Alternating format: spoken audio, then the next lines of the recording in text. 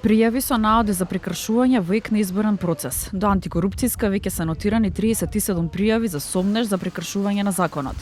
Недела 2 ноември е денот Д за финалниот надпревар за локалните избори.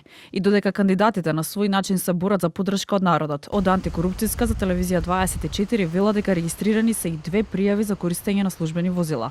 До ДКСК од денот на распишувањето на локалните избори 2025 година доставени се 2 пријави со наводи за користење на државни ресурси за време на изборен процес. Конкретно двете пријави се со наводи за користење на службени возила за потребите на изборната кампања. Постапувањето по двете пријави е во тек.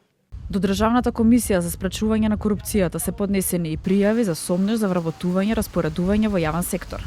До ДКСК доставени се вкупно 37 пријави за сомневања за незаконитости и прекршување на законските забрани во изборниот процес, од кои најголемиот дел, односно 19, се однесуваат за вработување, распоредување во јавниот сектор во време на изборниот процес. Претходно во август годинава антикорупцијски излезе со известување за сите државни институции, политички партии, учесниците во изборниот процес и јавноста за законитоста на користењето и располагањето со буџетските средства, повикувајќи се на Законот за спречување на корупцијата и судирот на интереси, како и изборниот законник.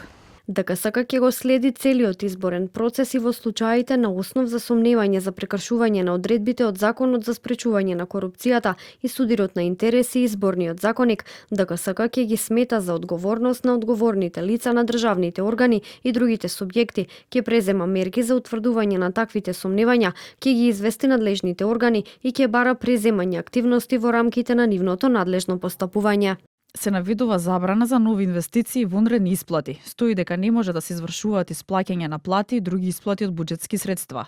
Не може да се започне постапка за вработување на нови лица или постапка за престанок на работен однос во државни и јавни институции, како и тоа дека не сме да се врши подкуп при избори и гласања. Досега без исклучок во ек на избори се нотираат прекршоци, а најчестите се поврзани за користење службени возила и вработувања.